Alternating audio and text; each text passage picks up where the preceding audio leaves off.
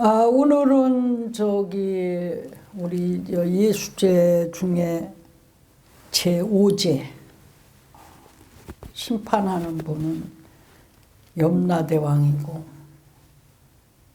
주존불은 지장보살님 날입니다. 그래서 사람 사후에 가장 엄중하게 심판하는 데가 염라부입니다.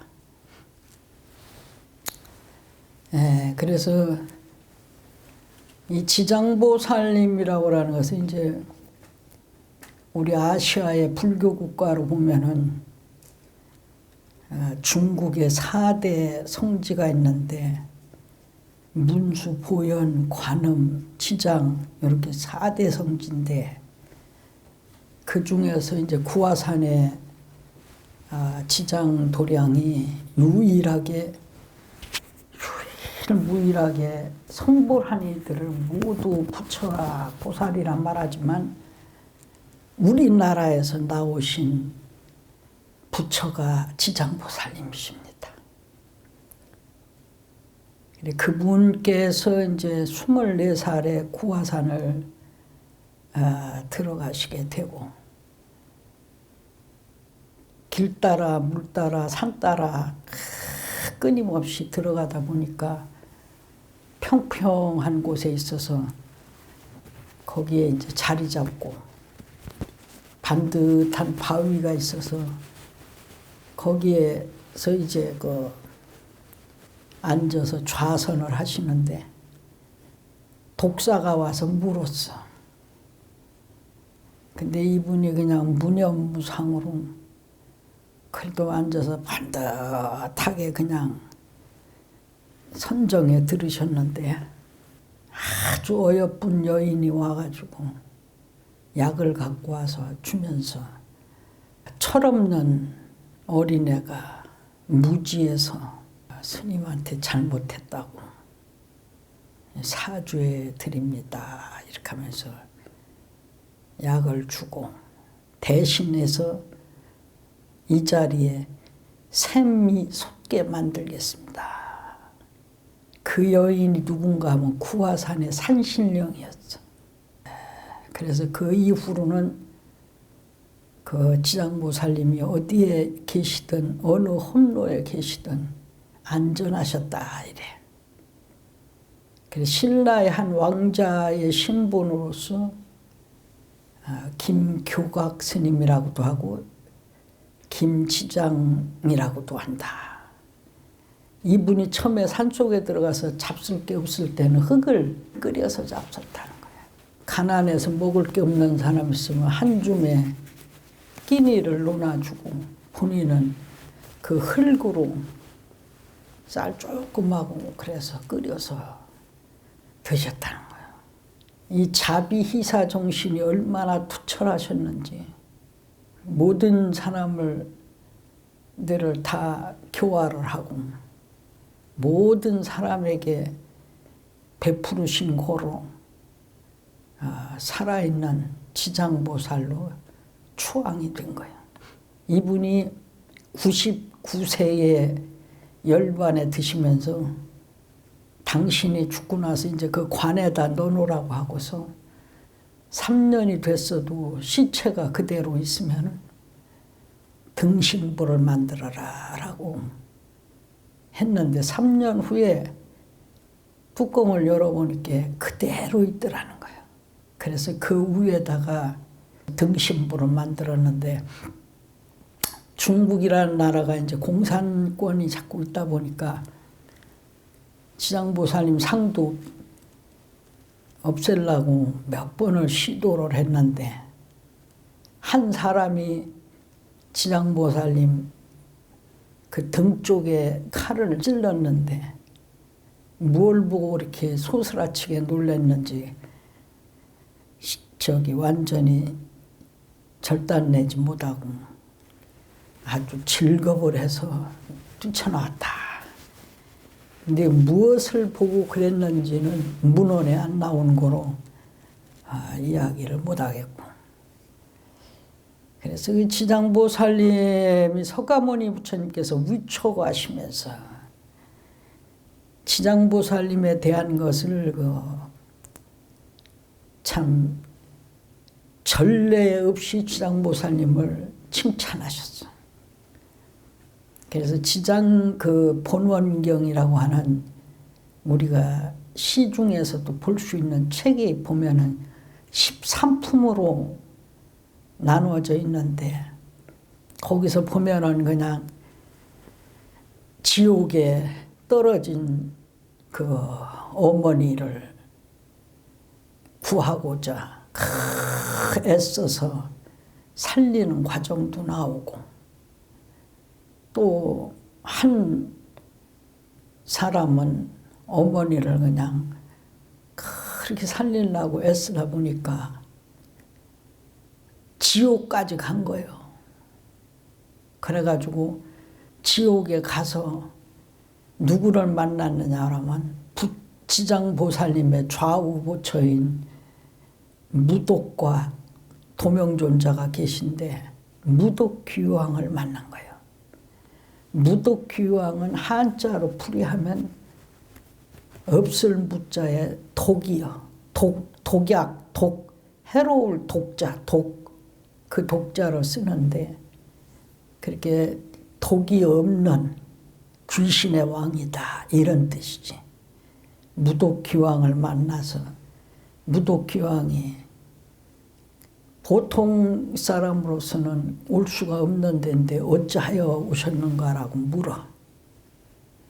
그 성녀가 대답하기를 우리 어머니가 죽은 지가 며칠 됐는데 어디로 갔는지 몰라서 이렇게 저기 한다고 그러니까 성씨가 뭐며 물어. 그러니까 얘기를 쭉 하니까 그 효순한 딸 때문에 세상에 다시 태어났다라고 그래. 근데 지옥에서 그 딸의 힘으로 나오기는 했으나 업이 중한지라 13살이 되면 다시 죽는다고 그랬어. 그러고 그 지장보살님 집에 있는 종의 자식으로 될 것이다. 그래서 3일이 지나서 춥고 배고픈 걸 느끼게 되면 말을 하게 될 것이다 라고 해서 하는데 진짜 그때 그 성녀가 어머니를 쭉 교화를 하죠. 교화를 해서 본 죄가 뭔 줄 아느냐라고 묻고 또 거기 있었던 지옥은 어떻더냐라고 하니까 겁이다고 해가 다 해도 그것을 말할 수가 없는 다 말할 수가 없다라고 얘기를 해. 그래서 그 어머니를 잘 제도를 해서 그 어머니가 13살에 죽고 그 다음에는 다시 사람 몸에 받아서 그렇게 오랫도록 잘 살고 닦는 그런 수행자의 생활을 했다. 이런 얘기도 나와요. 그래서 지장보살님의 그 뜻이 얼마나 숭고한지 부처님께서는 지장보살님 형상을 한번 그려서 예배하거나 또 집에 남쪽에다 모시거나 또 형상 앞에서 공양을 올리고 예배를 올리거나 그 경전을 잘 보수하거나 그러는 이들은 억겁의 죄를 다 초월하리라 그랬어. 그만큼 지장보살님에 대한 정의를 했고 그러나 지장보살님을 경을 하거나 지장보살의 기도를 하는 수행자를 비방을 하거나 잘못됐다고 하거나 또 본인이 얘기하거나 남을 시켜서 그러다고만 해도 그것은 사뭇 아비 무간지옥에 떨어지느니라 라고 말씀하셨어요. 그래가지고 여기 지장경에서 쭉 보면 아주 형벌하는 것이 너무 참혹해서 입으로 다 말할 수가 없을 만큼 오죽 그 형벌이 가혹하면은 일일이라에 만사만생으로 수대고통한다 이랬어. 그렇게 뭐라 그러냐면 뭐 쇠독수리가 눈을 파먹고 그냥 쇠뱀이 목을 감아 조이고 창자는 찔러서 공중에다 던졌다 받았다 하고 너무너무 죽겠어서 안고 보면 벌겋게 달군 쇠 구리쇠 기둥이요. 너무너무 그냥 목이 말라서 마시고 보면 펄펄 끓는 쇠머리요. 배가 고프면서 먹으려고 하면 멀겋게 달군 쇠구슬이라. 그러니 그 고통이 참혹하고 너무너무 저기해서 죽으려고 해도 죽을 수가 없어. 살래도 살 수가 없어서 이를 아비무관족이라고 하느니라. 그래서 하루 밤낮에 10,000번을 죽었다. 깨어났다 죽었다 깨어났다. 이것은 쉽게 말하면 대수술을 한다든가 몸이 아주 그렇다든가 아주 못한 상황에 사람이 극심한 고통과도 조금 비유가 된다. 이런 얘기입니다. 그런 지옥을 겪고 그 수없는 그 지옥을 겪고 또 다른 곳으로 옮겨가고 헤아릴 수 없는 세월을 받다가 결국은 사람으로 한번 태어나더라도 온전한 신체를 받지 못하고 신체가 온전하지 못해서 사람 노릇을 못하는 그런 몸으로 태인다. 아주 무섭게 꾸짖어요. 아주 무섭게.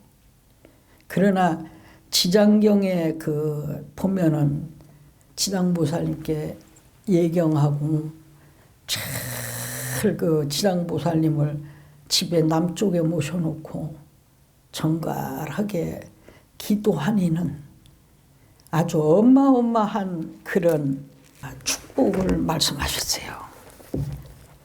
상상을 할 수 없을 만큼의 좋은 말들을 했어. 그게 뭐냐면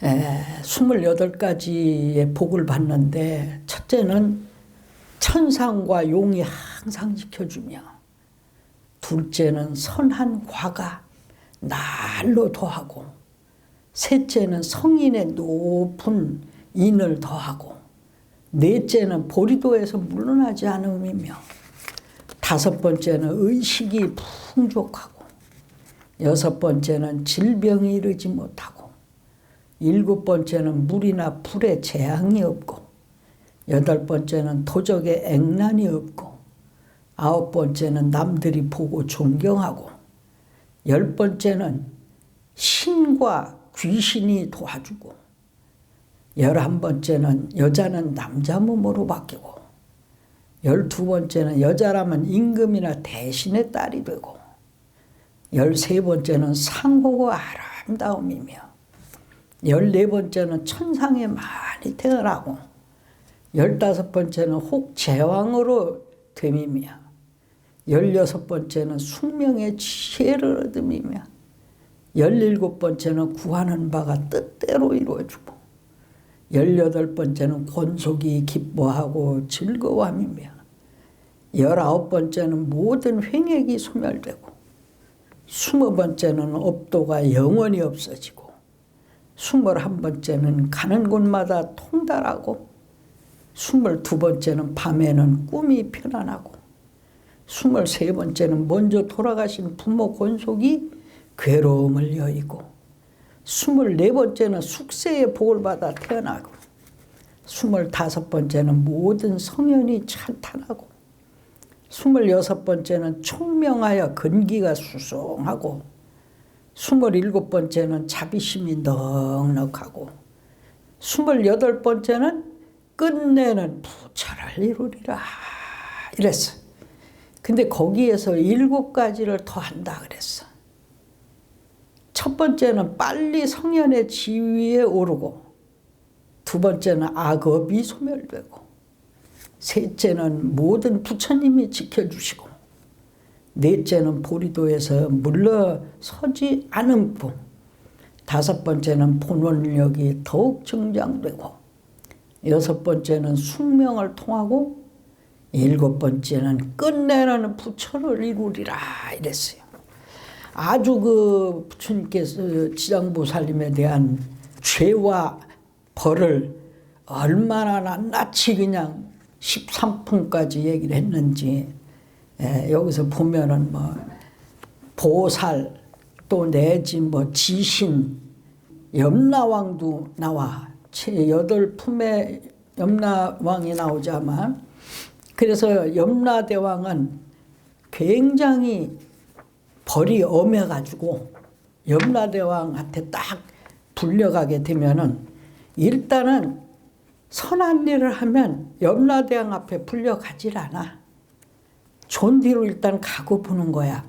근데 만약에 염라대왕한테 불려갔다 하면은 어떻게 되느냐, 옥졸들이 머리채를 그냥 잡아가지고 뒤로 확 제끼고 얼굴을 갖다가 앞으로 확 그냥 들이밀어서 업경대에다가 죄 진 것을 보게끔 한다 이거야. 그래가지고 그 업경대에 비춰진 대로 하다가 죄를 받을 경우에, 회신곡에서도 그게 나오지만은 선심하고 발언해서 인간 세계로 가기를 소원해서 인간으로 내보내줬더니 니들이 세상에 나가서 무슨 선심을 했느냐, 착한 마음을 닦았느냐 라고 막 꾸짖는 거야, 묻는 거야. 나라에 충성했냐, 부모에 효도했냐, 형제간에 우애했냐, 부부간에 화순했냐, 친구간에 신의했냐, 배고픈 사람 밥 줬냐, 헐벗은 사람 옷을 줬냐, 좋은 밭에다가 원두 심어서 행인 해갈했느냐, 깊은 물에다 다리를 놨느냐, 높은 산에 불당을 졌느냐, 병든 사람 약을 줬느냐 라고 막 호령을 하는데, 니들이 그렇게 하겠다고 하고 세상에 나가더니 나쁜 짓만 또 해서 다시 왔구나. 그러니 너희 죄는 도저히 용서할 수가 없다라고. 옥졸들이 막 그냥 몽둥이로 처음에 펼 때는 아파서 울부짖고 하다 그것도 조금 있으면 소리가 안 나. 왜냐하면 뼈와 몸뚱아리가 산산이 다 빠져가지고 그게 부서지고 막 그래가지고 소리가 안 나는데, 그런 그 죄상이 계속해서 반복된다 이런 얘기예요. 그래서 염라대왕한테 불려갈 때는 최고 죄를 많이 진 사람들이 가는 거예요. 근데 그때 이제 착한 사람한테는 그렇게 말하지. 극락세계 소원대로 점지할 때 극락세계로 가려느냐, 연마대로 가려느냐, 서왕모에 선관되어 반도소임을 하려느냐, 옥제 앞에 신임하여 요지연에 가려느냐, 북의 공명을 하려느냐, 환도 인생하려느냐, 명문 자제가 되려느냐, 부귀공명을 하려느냐, 내 원대로 하여 주마. 예. 이래서 그냥 극락으로 가려면 극락 보내주고, 저기 옥황상제 앞으로 가서 저기 할 사람 옥황상제 앞으로 가고, 다 그렇게 그냥 좋은 데로 가는 거예요. 다시 인간으로 떨어지고 싶으냐, 환도 인생하고 싶으냐, 응? 환도 인생 할 때는 니들이 명문자제로 태어날라느냐 말이야. 응? 아니면 수명장수 부귀하게 내가 해주랴 말이야. 그렇게 백만인의 도덕되어서 아주 그냥 장수몸이 되려느냐. 그래 말만 해라. 니들 뜻대로 내가 해주마라고 하는 거요. 착한 사람한테는. 그렇게 이제 그 나쁜 사람한테 얘기할 때는 나쁜 놈들을 잡아들여 형벌하고 무처할제 이놈들아 들을 봐라. 불충불효 이를 삼고 형제간에는 우애 없고 술 먹고 가여 노인 존장 모르는 놈 어진 본처를 박대하고 나쁜 후처를 사랑한 놈 남의 집에다가는 불 지르고 유부녀를 간통한 놈 남의 분묘 사고라고 도적하고 살인한 놈 없는 샘술은 다 버리고 허진 사람 모함하야 살이 사용 눈어두어 너희 죄목이 극심하다.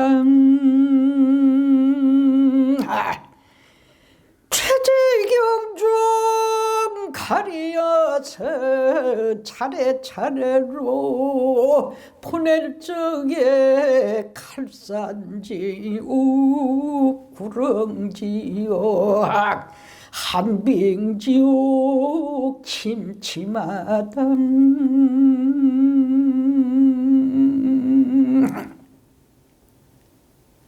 여자 죄는 안 묶었어.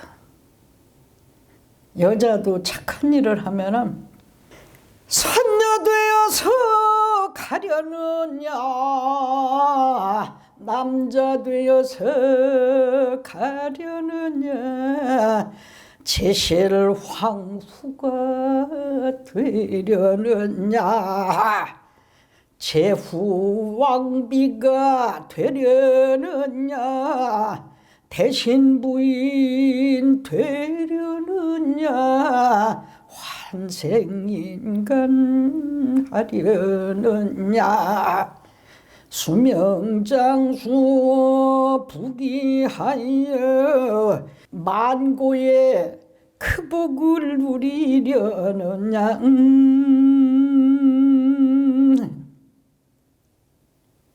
몹쓸 여자 잡아들여 형벌하고 묻는 말이 이 여자들아 들을 봐라. 시부모와 친부모께 지성요도 하였느냐 일가친청 과모가고 남편 공대를 하였느냐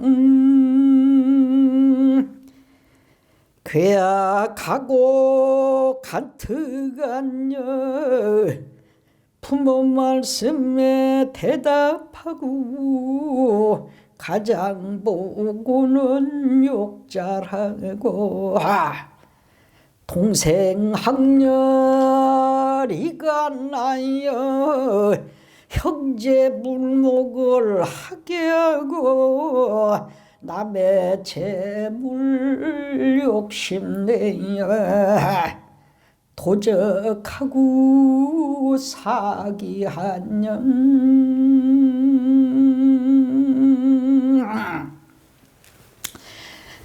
여자들을 불러들여가지고 한량없이 그럴 때 너희들을 도대체가 무엇으로 제도하리 하고 그냥 지옥 억압으로 그냥 밀어넣는 거예요. 사실은 이게 꼭 죽어서만이 아니라 죽어서 다시 죄를 다 받고 사람의 몸을 받았을 때도 우리가 그 죄를 계속해서 받는 것이다. 보면은 그냥 산에다 불질른 과보, 살인한 과보, 세상 살면서 건들지 말아야 할 사람이 있는 거예요. 이렇게 수행자나 부모는 건드렸다면 이것은 현겁천불이 다 멸도하고도 그 죄를 벗기가 어려우니라. 그러니 삼가 조심조심해야 하느니라 그런 얘기야. 지장보살님이 만약 산 목숨을 죽이는 자는 그 묵은 재앙으로 단명하게 되는 업보고, 도둑질한 자는 빈궁하고 고초받는 업복을 받고, 사음, 남자는 여자 좋아하고 여자는 남자 좋아하고 쓸데없이 나쁜 음행하는 자는 비둘기나 오리, 원앙새 같은 그런 업보를 받고, 악담하는 자를 만나면 친족 간에 서로 이간질하며 다투는 업보를 받고, 회방하는 자를 만나면 혀가 없고 입에 창이 생기는 업보를 받고, 속내고 분해하는 자는 얼굴이 더럽고 추악하고 풍창이 생기는 업보를 받고, 탐내고 인색한 자를 만나면 구하는 바 소원이 뜻대로 되지 않는 업보로 받고, 음식을 절도 없이 먹는 자를 만나면 배고프고 목마르고 목병 생기는 업보를 받게 되고, 사냥을 함부로 하는 자를 만나면 놀라 미치고 목숨을 잃어버리는 업보를 받는다. 부모에게 패역하는 자를 만나면 천재지변으로 졸지에 죽는 업보를 말한다.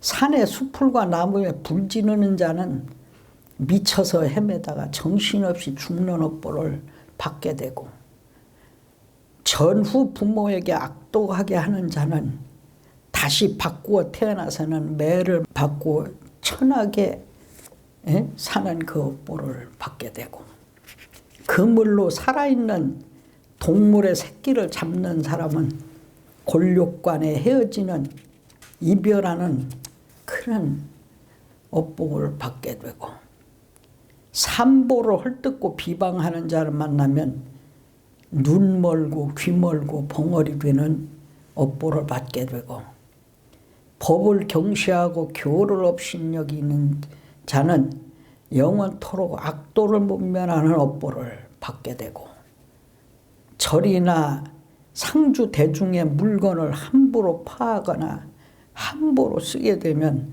억겁의 지옥에서 맴도는 업보를 받게 되고, 범행을 더럽히고 승려를 속이는 자를 만나면 영원토록 축생을 못 면하는 업보를 받게 되고, 끓는 물이나 타는 불, 도끼나 낫 같은 흉기로 상해하는 자를 만나면 윤회하면서 서로 갚는 업보로 받게 되고, 계유를 파하고 죄를 범하는 자를 만나면 새와 짐승의 몸을 받아 줄이고 배고픈 업보를 받게 되고, 재물을 옳지 않게 쓰는 자를 만나면 구하는 바가 막히고 끊지게 되는 업보를 받게 되고, 자만심이 높은 자를 만나면 하천하고 미천한 종이 되는 업보로 받게 되고, 한 입으로 두 말하고 서로 다투게 하는 자를 만나면 혀가 없거나 혀가 많거나 하는 업보를 받게 되고,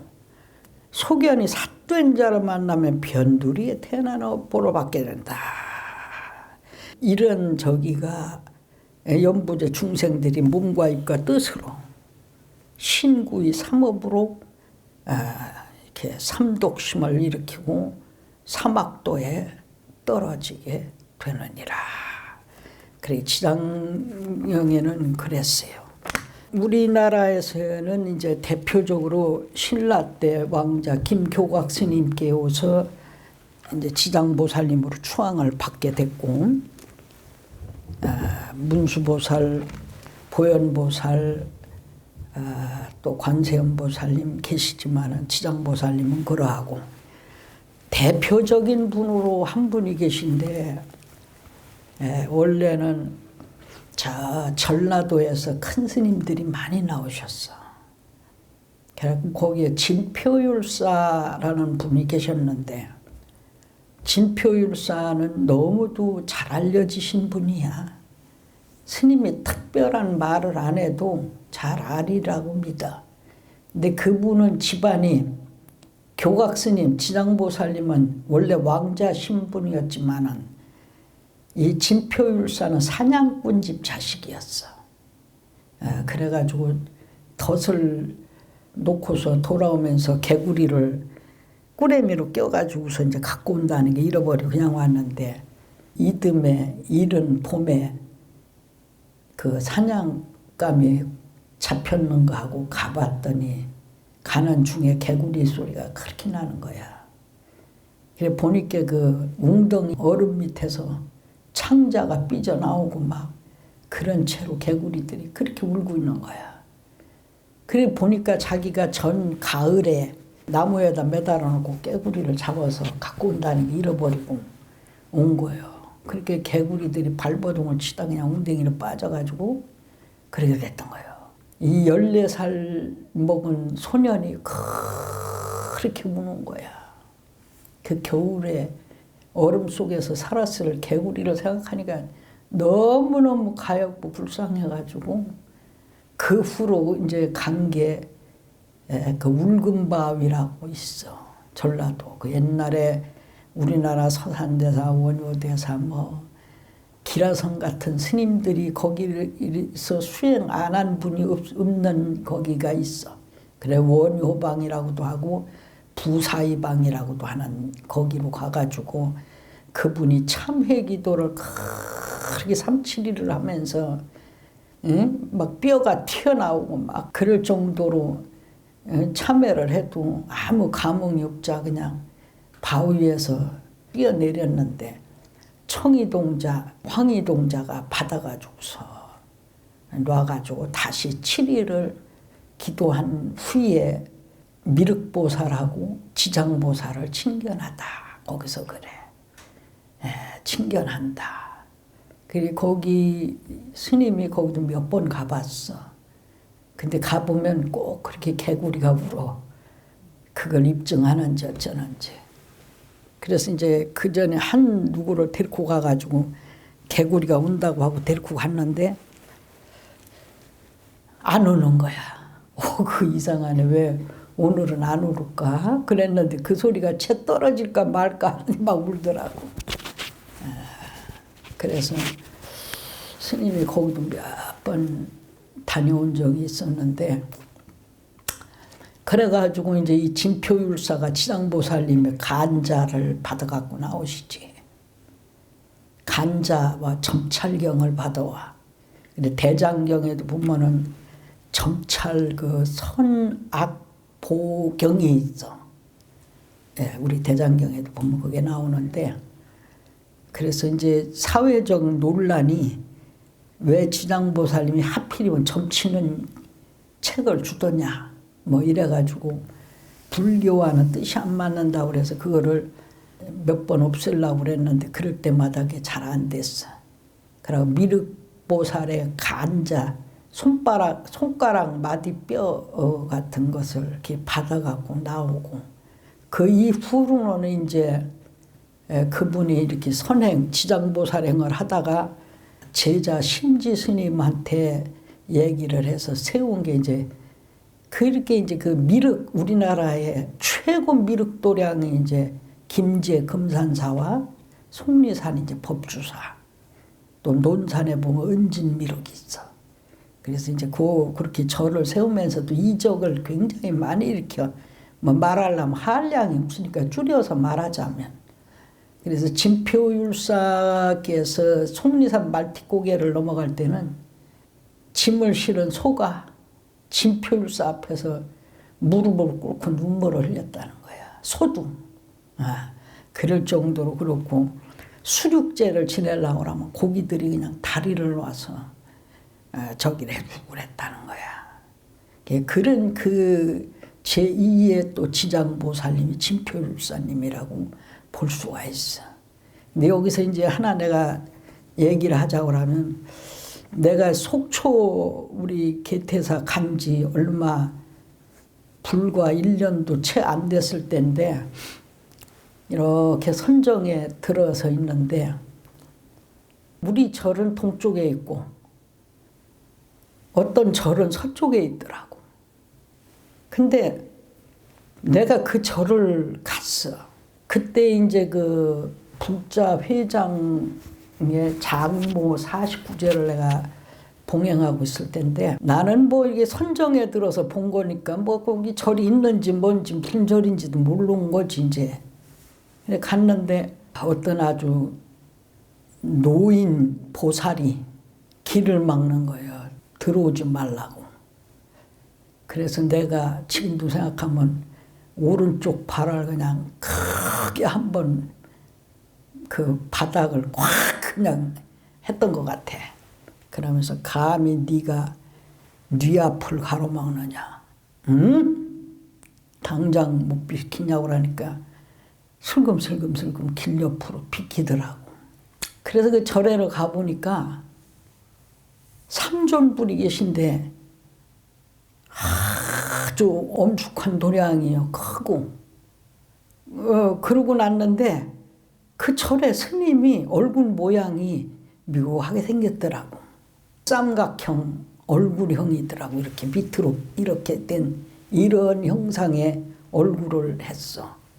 이렇게 삼각형 된 얼굴한 스님이 계시면서 스님 오셨냐고 나보고 그래서 내가 속초 어디로 왔다고 그래서 한번 와 봤노라고 이렇게 한겨.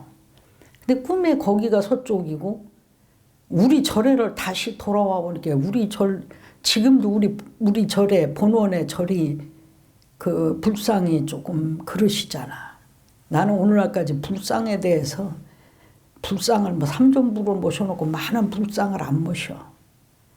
딱 한 번 모시는 게 내 적인데, 그래 우리 절에 와 보니까 거기보다 더 큰 불상이 삼존불이 우리 절에도 있더라고. 그래 꿈에 아니 우리 절에 부처님이 조그만 부처님이 한 분밖에 안 계셨는데 아니 어떻게 이렇게 큰 부처님이 이렇게 세 분이나 여기 계시느냐고 내가 막 깜짝 놀랐어. 응? 깜짝 놀랐어.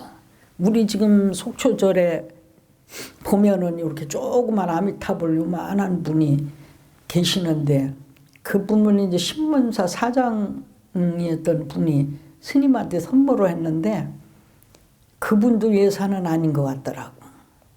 그 전에 내가 이렇게 자는데 어느 동굴에를 들어갔던 거야. 동굴에 들어가는데 그렇게 조그만 부처님이 앉아 계시더라고. 아이고 세상에 세상에 난 저렇게 조그만 부처님은 보다 처음 봤어. 그러면서 막 그러더니 얼마 안 있다가 그분이 그 불상을 날 주시더라고. 그래서 이제 거기다 이렇게 앞에다 모셔놨는데, 그때는 와서 보니까 하여간 우리 법당에 그냥 부처님이 그 절보다 더 커.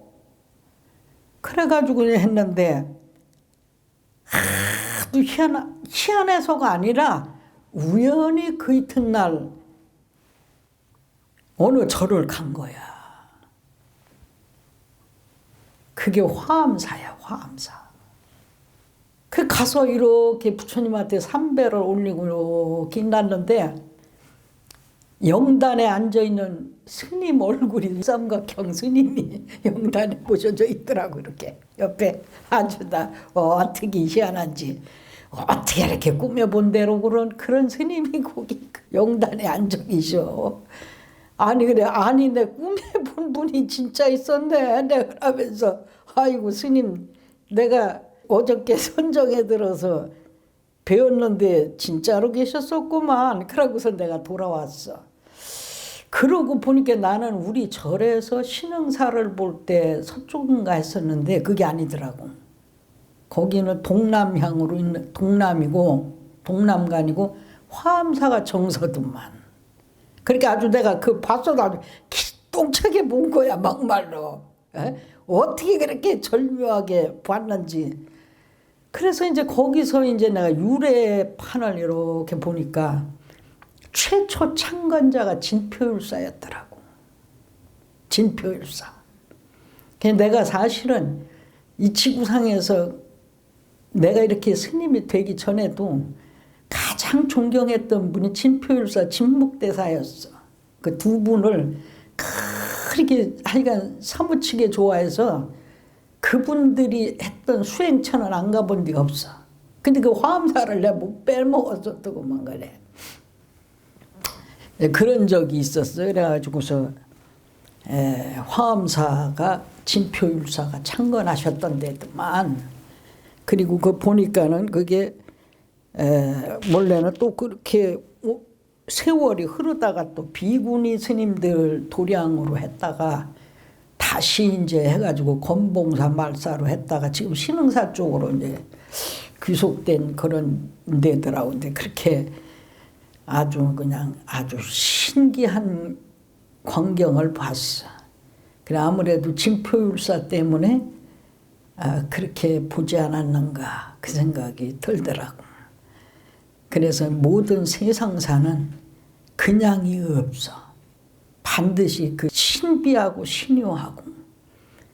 나도 그 수행할 당시에는 미친 듯이 했는데 하여간 대한민국에 거의 그 안 다닌 사암이 별로 없을 정도로 이렇게 다녔는데 나중에 이렇게 어느 땐가 딱 되니까 내가 과거에 있었던 데를 다 돌아다 봤다 이렇게 생각이 되더라고. 이제 다 다녔다. 그러고 나서는 그 후로는 남의 절집을 다녀보질 않았어. 다 그냥 발 딱 끊고 안 가죠. 그래서 그런 적이 있었는데 아마 진표율사께서 그렇게 날 오라고 아마 부르시지는 않으셨는가 그 생각이 들더라고. 그게 우리 개태사와 정서방면이야. 정서로. 그래서 그런 저기가 있어. 그래서 나도 그 수행 당시에 천둥번개가 울고 막 그럴 때도 그 참 키높이 숲이 우거진 그런 데를 다니든 뭐 하든 항상 그 안전하게 또 아주 험한 데 들었으면은 꼭 동행자를 만들어 주시던가 길잡이를 해주던가 그 아주 말로 형언할 수 없을 만큼. 그래서 항상도 내 얘기하지만 월제해담 스님이 참으로 내가 숙명통이 다 안 돼서 몇 생에 나를 제대로 전체 명료하게 뚫어볼 수는 없지만은 그래도 참으로 내가 큰 인물인데 스님이 좀 많이 그 무명의 갈래에서 빠져가지고 많은 중생을 더 많이 제도할 수 있는 그런 기회를 많이 놓쳤던 것 같아. 지금도 여러분들이 지장경도 잘 하면은 그 얼마나 저기 한 건지 알아야 돼. 여기 지장행이 하나 왔어. 법명이 지장행인 보살이. 그래서 이게 우리도 이게 보면은 사람을 포교를 잘하고 권선을 잘하는 사람이 있어. 그 사람은 아무나 권선하고 포교하는 게 아니야. 절대 못해. 아무리 하려고 애써도 안 들어먹어. 왜? 그거는 자기가 스스로 내가 얼마만한 위치인가를 깨달아야 돼. 전생에 선근이 있어야 이 포교도 되고 누구한테 권선을 하는 거야. 우리도 지금 또 우리 정각회장도 보면은 참 권선을 잘해. 참 잘해. 그렇게 내 그 사람을 보면은 그 사람은 미래세에도 참 훌륭한 대로 갈 사람이야. 그리고 잘 사는 사람이야. 딱 한 번 하면 상대가 마음을 확 돌릴 수 있는 그런 힘이 있는 사람이야. 그렇지 않은 사람 암만 말해도 저 사람이 무슨 말 하는 거야 이렇게 되기 때문에 이 사람들은 사실은 부끄러운 걸 알아야 돼. 우리 불자들이 그거 알아야 돼. 그렇겠어 안 그렇겠어? 누가 신뢰를 안 해. 또 하려고도 안 해. 아쉬운 소리가 포교가 왜 아쉬운 소리야. 금강경이고 어디에서도 보면은 세상 천지에 사람을 불법으로 인도하는 것보다 더 큰 게 없다고 그랬어. 또 그래서 법보시 법을 듣게 하고 그리 그 안욕 따라 삼맥 삼보리심으로 리드할 수 있는 그 임무를 아무나 되는 게 아니야. 그렇기 때문에 이런 데 쓸데없이 와서 절밥 축내가면서 스님한테 헛소리나 하고 다니고 뭐 저울질하고 이렇게 하고 하는 거야. 이거는 내가 얘기를 괜히 하는 게 아니라 우리 부자들이 죄가 되고 업이 될까 봐 하는 얘기야. 그래 본인들이 한번 생각을 해봐. 누구를 해왔나. 자기 가족도 못해. 남은 고사하고 가족도 하나 못해. 그 사람이 선업을 쌓게끔 해야 되는데 그 자체가 안 돼. 왜? 남들한테 내가 볼 때는 신뢰가 없는 사람이야. 근데 신뢰가 없는 사람들인데도 자기네는 자기 만족에 살아. 그냥 그게 자기네가 제일 똑똑한 줄 알아. 그건 자기네들 생각인 거야. 그러나 인생을 잘 사는 사람은 눈빛 한 번에도 상대를 보면 옷깃이 딱 여며지고 고개 숙이는 이런 사람이 돼 있을 때 미래 세대가 다시 태어난다면 큰 인물로 보면은 사람을 움직이는 힘이 있는 사람들은 미래 세에는 작은 나라의 왕이 된다고 한 거야. 작은 나라의 왕이 뭐냐 이거야. 중국이나 미국 같은 데는 큰 나라예요. 그치? 한국이나 이렇게 조그만 나라는 작은 나라의 왕이에요. 그래 옛날에 중국 같은 데 일본 같은 데 걔들은 황제라고 하고 우리는 왕이라고 그러잖아. 그러게 그런 데로도 태어난다고 한 거야. 근데 포교는 고사하고 절에 와서 엉뚱한 소리나 해대고 죄나 짓고 너무너무 그게 안타까운 거야. 그래서 우리 불자들이 살아생전에 10명은 내가 포교를 해야겠다라는 지중한 마음이 없고는 불자로서 걱정이요. 그렇다고 본인들이 아주 아름다운 적이냐면 왜냐 그러면 자욱자욱 걸음걸이 이것이 존경심이 있어야 남들이 뭐라 그래도 저 사람 말이 맞아라고 하는 거 아니야. 지금 뭐 이제 누구를 꼭 호명해서는 안 되지만 우리 두 회장이 매우 훌륭한데 한 회장님은 또 반면에 절일이라고 하면 아까운 게 없어. 없어서 다 하지 못하지. 그 회장은 그런 회장이 있는가 하면 한 회장을 그냥 말만 했다면 항상 그 포교력이 대단해요. 거의 움직여. 그러니까 그런 위력이 이것이 붙여줄 자질이 있는 사람들인 거예요. 그거를 알아야 돼. 아시겠지? 그냥 어영부영 살아서는 안 돼. 50, 60, 70이 되도록 어영부영 삼새끼 먹고 돈 벌어오고 뭐 몇 푼하고 생활이 이따시 해가지고는 구체불능이야. 안 되는 것이다 이 말이지. 어쨌든 간에 오늘은 지장보살님이나 관세음보살님이나 문수보살님이나 보현보살님이나 또 외 부처님이나 그 외 84,000보살들이 한결같이 사람들을 좋은 길로 이끌어 가려고 정말 애쓴 분들이에요. 그러다가 끝내는 보살이 되고 부처가 되고 한 분들이야. 벌로 해가지고 되는 일이 아니니라 이런 얘기예요. 그래서 뭘 해가지고 절에 무슨 뭐 돈을 뭐 해오라는 게 아니라 그 능력을 구비해야 한다는 게 능력을 그러려면 어떻게 해야 돼? 내가 진중한 진짜 참불자가 돼야 돼. 참불자가.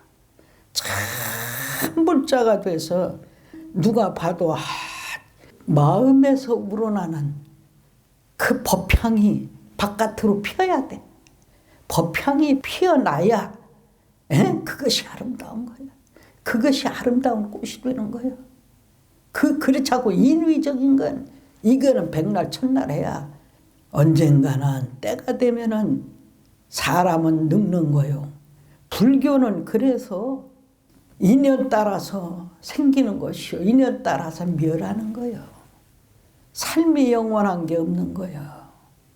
삶의 등불이 종자 씨앗이 좀이라도 있다면 반드시 그게 윤회를 하는 거예요. 그래서 이 세상 사는 거에 그렇게 저기 하려고 말고 정말로 내가 어떻게 살아야 되는가 이것을 우리는 생각을 해봐야 한다. 이런 얘기를 하고 싶어요. 오늘 지장경을 하다 보니까 스님이 이렇게 말을 하게 됐고 또 무서운 염라대왕님 얘기를 하다 보니까 그래. 원래는 우리가 49제 하면 77제를 주로 해. 그러다 이제 나중에 77제가 끝나고 나서는 100일, 1년, 3년 이런 식으로 해서 계속 그때까지도 벌을 받는 거야. 조목조목 따져서. 그렇게 해가지고 옛날에 우리가 사람이 한 번 죽으면 3년상을 지냈던 이유가 거기에 있었던 것이다. 그러다 이제 세월이 지나니까 1년상으로, 그 다음에 100일 탈상 뭐 이렇게 이제 하고 지금은 49일 그나마도 안 하고 이렇게 이제 하는 세월이 됐는데 우리가 다음 생에는 그래도 이렇게 살아 생전에도 사실은 먼저도 법문에 얘기했지만 지금 이 40년 전에 우리가 참혹했던 삶을 살았을 때 그때 이런 세월이 올 줄을 어떻게 알았겠어. 그 40년 전에 살던 사람은 지금 현재와 같은 세상을 얘기하면 그는 극락세계고 천국일 거야 이렇게 했을 거라 이 말이지. 그런 극락세계에 여러분들이 다 도달해 있는 거야. 그래서 더 잘 돼가지고 더 훌륭한 그런 세계에 날려고 하는 것이 지혜가 있는 사람들이다. 이런 얘기 옳시다. 우리 불자들한테 뭘 못한다고 하는 게 아니라 본인들이 각성이 돼야 돼. 본인들이 각성을 해서, 왜냐하면 다른 사람도 구제를 해야 할 판에 나 하나도 구제가 안 되면은 이게 참 염려되는 바가 아니겠는가 그런 생각을 하게 됩니다. 혹시 스님이 말이 좀 지나쳤다면 이해하시기 바랍니다. 그리고 스님이 누구누구를 호명해가며 하는 것은 결례이지만은 사실은 귀감이 될 만한 분들이야. 귀감이. 그러기에 호명한 거야. 한 분의 회장이 끊임없이 안 지나서나 그렇게 해가지고 그러는 걸 보면은 가슴이 내가 뭉클거리고 참 훌륭하도다라고 생각이 들 때가 있어. 또 한 회장은 그 자기 어떤 경제력인 득실을 따진다면 절대 그렇게 못해. 그래도 헌신적으로 개태사일이라면 그렇게 하는 거에 대한 훌륭함을 참 10,000번을 두고 얘기를 해도 무리함이 없지 않겠는가. 나는 이런 생각을 합니다. 그래서 어쨌든 간에 우리가 예수제를 하는 것은 우리가 부지불식지간에 알고도 짓고 모르고도 짓는다. 그렇게 그 사이에 지은 죄를 우리가 참회를 한다. 그러고 참회를 심하게 무관지옥, 무관아비지옥에 떨어질 죄를 참회하고 또 시왕들한테 그렇지만은 용서하시고 이렇게 지옥을 면하게 하소서. 응? 우리가 무명 속에서 무지 속에서 이렇게 모르고 허우적거리고 하니 지혜의 등을 밝혀주소서. 이렇게 하면서 하는 게 오늘 예수제요 목적이야. 그렇죠? 네.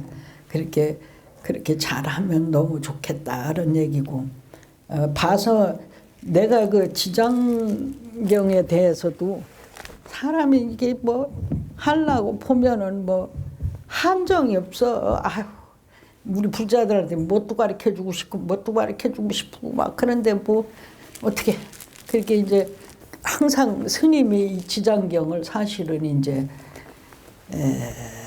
그전에는 자기가 뭐 칠순을 한다든가 한갑을 한다든가 할 때는 지장경을 뭐 한 몇백 부라도 법보시 하시오 뭐 한다든가, 또 부모님이 돌아가셨거나 뭐 했을 때 같을 때도 뭐 하면 이거 좀 법보시 좀 하세요 이렇게 늘 했었어 스님 평생이. 그래서 이걸 나눠주고 이렇게 했었는데, 나중에 이제 봐가지고서 우리 불자님들이 좀 저기 한 상황이 되면은 지장경을 그간에 어떻게 조금 약간 소홀했는 것도 같으네. 잘해서 우리 불자님들이 축복에 이르렀으면 좋겠어요. 그래서 우리가 지금의 삼재팔란은 30년 착해서 극락세계를 사는 우리가 아닌가 봐. 그러고 지옥으로 다시 이렇게 뚝 떨어뜨려서 팔란 중에 하나인 전염병이 이렇게 세게 돌고 있잖아. 그것을 어떻게든 좀 극복하면 참 좋은 일이겠다 이런 얘기고, 부처님과 인연이 없으면 어찌할 수가 없다고 하셨거늘, 인연 있는 중생을 지장보살님도 그러셨거늘, 하물며 이 못나고 저기 한 해담 스님이야말로 나하고 인연 없는 중생을 내가 어찌 하겠는가 그런 생각입니다. 여러분들 부디 마음 닦고 몸 닦고 수신해서 미래세에는 더 훌륭한 사람들이 됐으면 좋겠습니다. 그리고 마지막으로 한마디를 하고 싶은 거는, 이 세상을 사는데 약간 건달 같은 사람들이 많아. 그 뭐냐면 한 번에 일확천금 꿈꾸는 사람들. 가령 그 사람들은 말만 했다면 뭐 수백억 몇 조 찾는 사람들. 주식으로 해서 한탕을 할까 하는 사람들. 그 꿈만 꾸다가 집이 무너지는지도 몰라. 세월이 가는지도 몰라. 그걸 꿈을 꾸더라도 그 사이에 자기가 조그만 거라도 몸을 움직여서 먹고 살려고 해야 돼. 가족들의 생계를 걱정해야 돼. 뭐를 하든. 사람이라는 것은 인간이 만들어 놓은 세계, 즉 과거 불교적으로 한다면 선행을 많이 해서 좋은 저기로 해서 좋은 저기 신분도 있지만은, 그렇지 않은 사람은 영원히 나쁜 갈래에 떨어져 갖고 궁핍하게 살아. 근데 그 신분 차만 있는 거지 인간의 존엄성은 다 똑같아. 그지? 아무리 하찮은 사람에게도 자존심이라는 게 있는 거예요. 자기만의 존엄성이 있는 거예요. 그걸 따진다고 하면 모두가 공정치 않은 사람이 없는 거예요. 또 더 공정한 건 때가 되면 다 똑같이 죽는다는 거예요. 이렇게 살아있을 때 꿈을 꾸더라도 내가 비록 남들이 우습게 하는 천한 일이라도 한 풀벌이라도 해가지고 식솔들을 살리려고 하는 노력이 필요해. 세월은 자꾸 거듭돼서 가는데 흐르는 물처럼 흘러만 가고, 흘러가는 거는 어떻게 돼? 이제 자꾸 노화되고 죽을 날만 가까워지는 거야. 근데도 그냥 한탕주의자들, 그걸 바라다 보고 정신이 피폐해지고 육신이 늙어가는지를 모르고 있으니 스님이 볼 때는 너무 참혹하고 어려워. 그리고 세상 사는 데는 지혜가 있어야 돼. 내가 딱 해봐가지고 6개월 정도 해서 비전이 없으면 빨리 접어야 돼. 그런데도 거기에 매달리는 사람처럼 어리석은 사람 없는 거야. 그건 큰일 날 사람이야. 6개월 정도 진력을 다해서도 안 되는 일은 안 되는 거예요. 그거를 또 한다고 하더라도 그 외 일을 병행하면서 기회를 봐야지. 그렇지 않으면 안 되는 것이다. 우리 불자들은 그런 사람이 없었으면 좋겠어. 그렇게 하면 모두가 잘 살 것 같아. 제 생각은 그렇습니다만, 왜냐하면 내가 회신공만 해도 그거 연불 안 들으려고 그래. 자기네들 찔리는 거 많은 사람들은 싫어라 해. 응? 미친 소리인 줄 알아. 그러나 그 찔리고 아픈 것을 듣고서 잘 소화할 줄 알아야 그 사람이 큰 사람이다. 이런 얘기요. 알았지? 그전에도 이렇게 보면은 스님이 이렇게 뭐라고 해서 얘기를 하면 스님 눈을 똑바로 쳐다보고 노려보고 이러는 사람들. 마음속으로 무슨 생각하고 노려다보고 있어. 스님이 그게 아닌데 이렇게 얘기하는데도 스님은 스님이고 나는 나니까 하고 그러는 사람들. 그게 내 불자가 맞냐? 나는 아니라고 생각해. 그러나 본인들이 깨닫고 뉘우친다면 어떻게든 스님이 저기를 해야 되지만 뉘우치는 마음이 없고 계속해서 그런 식으로 하면은 큰일 나는 거야. 아까도 말했지? 세상에는 건들지 말아야 하는 사람이 있어. 이렇게 스님 같은 사람이, 스님이 여러분하고 다른 게 뭘까? 머리 깎은 것도 다르잖아. 그치? 여러분들은 어디를 가나 자유롭잖아. 그래 안 그래? 스님은 항상 부처님 안에서 개화유를 꼭 지키고 살아야 되는 사람이야. 그래 안 그래? 그게 다른 사람이야. 그리고 뭐냐? 스님의 안위는 생각하지 않아. 어떻게든 불자 하나라도 더 건지려고 하는 게 스님이야. 그런 스님한테 대고 그러면 쓸까 못 쓸까? 화엄성아? 못 쓰죠. 못 씁니다. 못 씁니다. 그렇지? 네. 화엄성한테 자꾸 물어봐서 미안해. 내가 물어볼 사람이 어딨냐? 그래가지고 우리는 그런 마음을 먹지 말고 잘 해가지고 이런 경이 없다고 봐서는 안 돼. 다시 말하지만 스님은 불가사의한, 스님이 암만 얘기해도 여러분들이 이해 못해. 그런 세계를 계속 봐왔잖아. 또 그것이 현실화되고, 아까도 말했잖아. 삼각형 스님이 거기 앉았을지 누가 알았어. 이게 참 보통 일 아니야. 그래서 여기 10제를 올리고 오늘 염라대와 함께 스님이 어떻게든 예수제에 동참한 불자님들 업장은 소멸되고 이쁘게 보셔서 그것들이 싸가지 없어갖고 정이나 못 봐줄 일이라면 절 보고 좀 봐주세요. 이렇게 빌라고? 지장형 어떻게 생각하냐? 날 보고 좀 봐주시오. 이러려고. 그러지? 그래서 그런 저기로 하려고 그래. 자, 우리가 스님이 내려가기 전에 원이차공덕 보급어요. 일체하드녀 중생 당생극 낳고 동견무량 수계고 성불도야.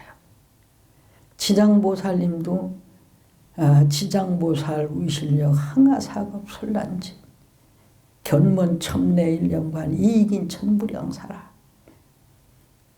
지장보살님의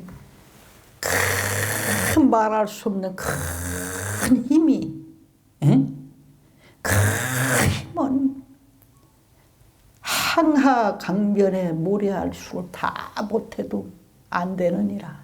하늘이나 사람이나 다 이 지장보살님의 가피와 원력 입어서 지장보살님을 부르고 늘 염송한다고 하면 그 이익은 말할 수가 없느니라. 이게 지장보살님의 말씀이지, 그치? 예. 그래, 우리 성불하시고 오늘 법문을 요약하자면 첫째는 우리 불자님들이 살아생전에 금생에 부처님 법 만난 것만 해도 큰 복이야. 말로 할 수가 없어. 이걸 안 만났다면 지멋대로 살 거 아니에요. 그리 안 그려, 그치? 그냥 지멋대로 살아면 짐승이요. 그러나 사람은 그래서 만물의 영장 아니야, 그치? 지혜라는 것을 밝히면 밝힐수록 밝아지느니. 그래서 지장보살님께 잘 저기 하고 시왕도 날이 있어. 염라대왕이 아마 염라대왕 탄신일은 3월 초여드랜가 할걸? 염라대왕 탄신일.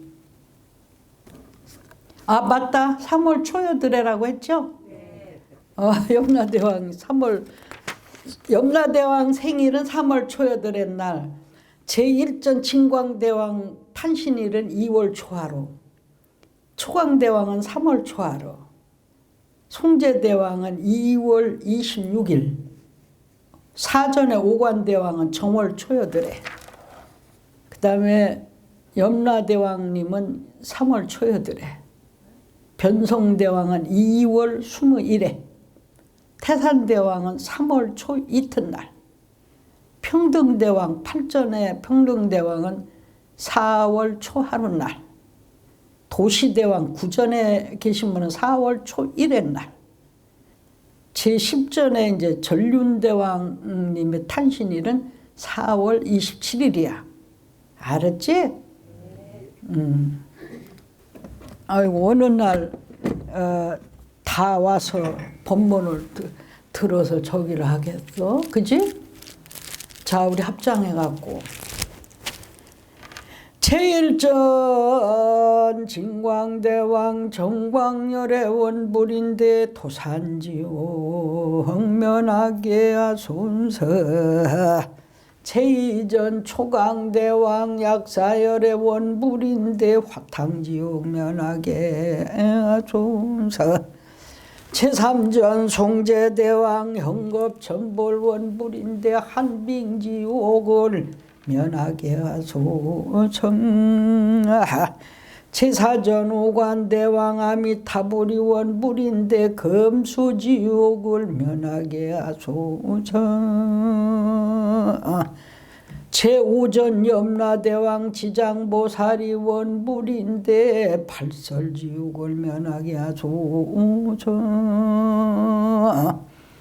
제6전 변성대왕 대세지보살이 원불인데 독사지옥 면하게 하소서.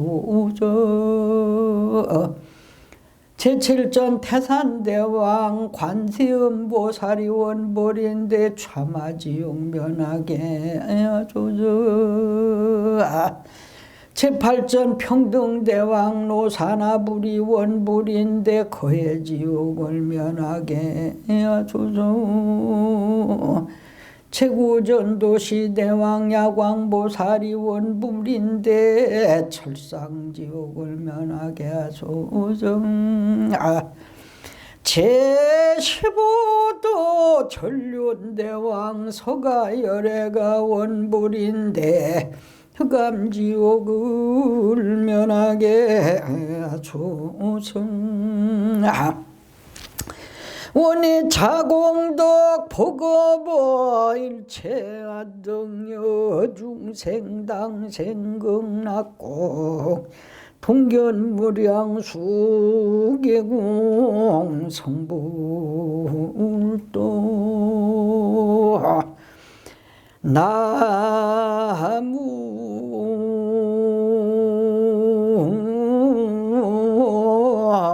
아미 다불